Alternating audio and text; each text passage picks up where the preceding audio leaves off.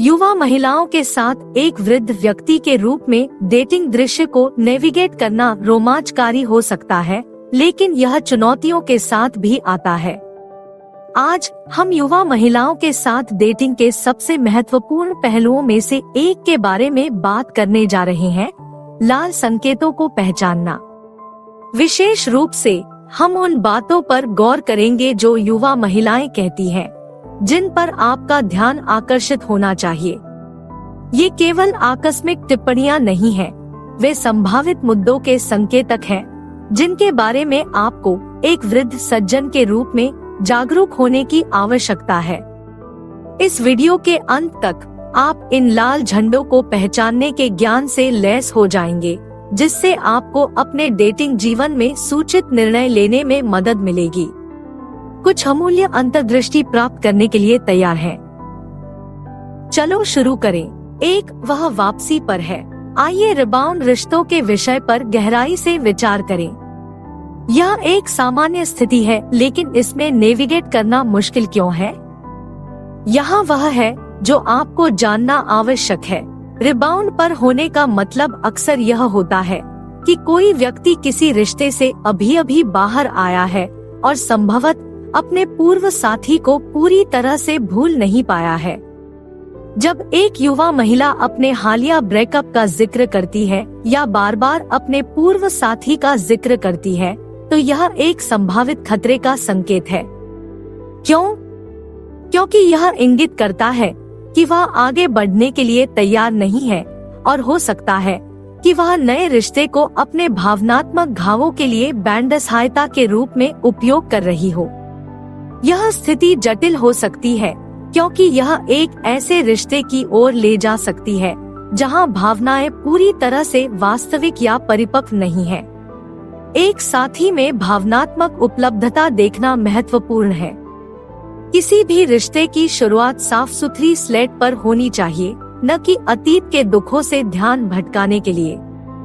यदि वह अक्सर अपने पिछले रिश्ते को याद कर रही है या उसके पहलुओं की तुलना आपके उभरते रिश्ते से कर रही है, तो यह संकेत हो सकता है कि उसने अपने अतीत को पूरी तरह से संसाधित नहीं किया है और नई प्रतिबद्धता के लिए तैयार नहीं है।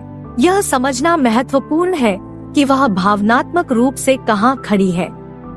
यह सिर्फ किसी का पलटवार होने के बारे में नहीं है। यह सुनिश्चित करने के बारे में है कि आप दोनों एक ही पृष्ठ पर हैं और एक स्वस्थ, आगे बढ़ने वाले रिश्ते के लिए तैयार हैं।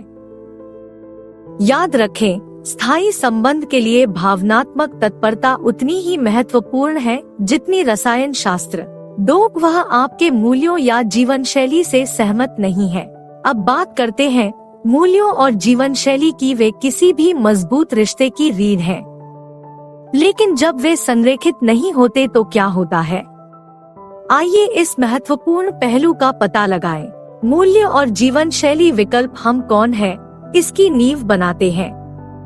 जब एक युवा महिला ऐसी राय या प्राथमिकताएं व्यक्त करती है जो आपके मूल मूल्यों या जीवन शैली से बिल्कुल विपरीत होती है, तो ध्यान देने का समय आ गया है।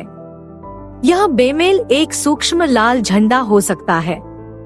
यह छोटे मोटे मतभेदों के बारे में नहीं है जो दिलचस्प और समृद्ध हो सकते हैं, बल्कि उन मूलभूत मतभेदों के बारे में है जो भविष्य में टकराव का कारण बन सकते हैं।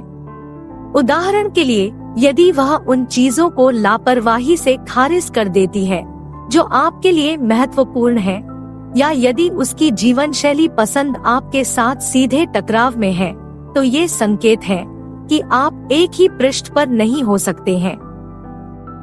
ऐसा साथी होना जो आपके मूल विश्वासों और जीवन लक्ष्यों का सम्मान करता हो और उन्हें साझा करता हो, आवश्यक है। याद रखें, यह आपसी मूल्य और संगत जीवन शैली ही है जो अक्सर किसी रिश्ते की सफलता की भविष्यवाणी करते हैं। यह केवल मौजमस्ती और केमिस्ट्री के बारे में नहीं है, बल्कि जीवन के प्रति समान दृष्टिकोण साझा करने के बारे में है। इसलिए उन बयानों पर ध्यान रखें जो गहरे अलगाव का संकेत देते हैं। वे जितना आप सोच सकते हैं उससे कहीं अधिक मायने रखते हैं। आखिरकार रिश्ता साझा रास्तों पर ही बनना चाहिए। 3, वह गेम खेलती है। आइए डेटिंग गेम्स की दुनिया में उतरें। वे निराशाजनक हो सकते हैं और स्पष्ट रूप से थोड़ा उतार चढ़ाव भरा हो सकता है। तो वे खतरे का झंडा क्यों है?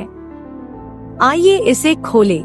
किसी रिश्ते में गेम खेलना बिना नक्शे के भूल भुलैया में नेविगेट करने की कोशिश करने जैसा है। यह भ्रमित करने वाला और थका देने वाला है। जब एक युवा महिला जानबूझकर अस्पष्ट बातें कहती है या मिश्रित संकेत भेजती है, तो यह संकेत है कि वह गेम खेल रही होगी।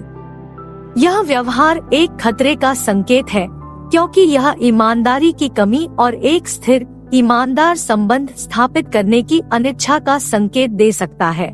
उदाहरण के लिए, यदि वह योजना बनाने के बारे में अक्सर अनिश्चित रहती है या उसका संचार लगातार असंगत रहता है, एक दिन उत्साही, अगले दिन दूर, ये क्लासिक गेम प्लेइंग रणनीति है। एक स्वस्थ रिश्ते की कुंजी खुला और सीधा संवाद है। दूसरी ओर, खेल अनिश्चितता और अविश्वास पैदा करते हैं, 2 चीजें जिनकी आपको निश्चित रूप से अपने रिश्ते में आवश्यकता नहीं है। लबोलुआब यह है कि आप एक ऐसा साथी चाहते हैं जो अपनी भावनाओं और इरादों के बारे में स्पष्ट हो। खेल शुरू में रोमांचक लग सकते हैं, लेकिन वे जल्द ही चिड़चिड़ापन और गलतफहमी पैदा कर सकते हैं। एक रिश्ता वास्तविक संबंध और स्पष्टता के बारे में होना चाहिए, न कि छिपे हुए अर्थों और युक्तियों को समझने की कोशिश करना। इसलिए गेम खेलने के व्यवहार पर नजर रखें। वे इस बात का संकेत है कि रिश्ता उतना सीधा नहीं हो सकता जितना आप चाहते हैं। क्या आपको इस वीडियो में मूल्य मिल रहा है?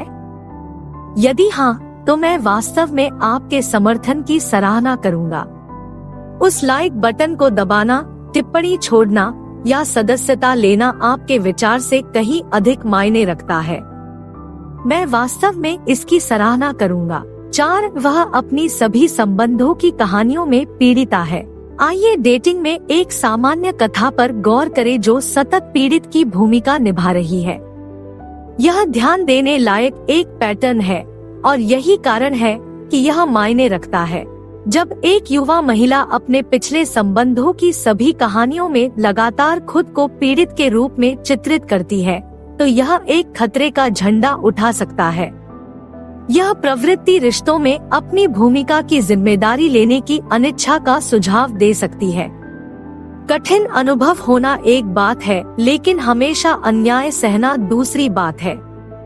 रिश्ते दो तरफा रास्ता है और किसी भी मुद्दे में अपनी भूमिका को पहचानने के लिए आत्मजागरूकता की आवश्यकता होती है। उदाहरण के लिए, यदि वह हमेशा अपने पूर्व साथियों को दोष देती रहती है और अपनी गलतियों या सीखने के अनुभवों को कभी स्वीकार नहीं करती है, तो यह परिपक्वता या आत्म प्रतिबिंब की कमी का संकेत हो सकता है। यह मानसिकता एक स्वस्थ रिश्ते की वृद्धि और विकास में बाधा बन सकती है।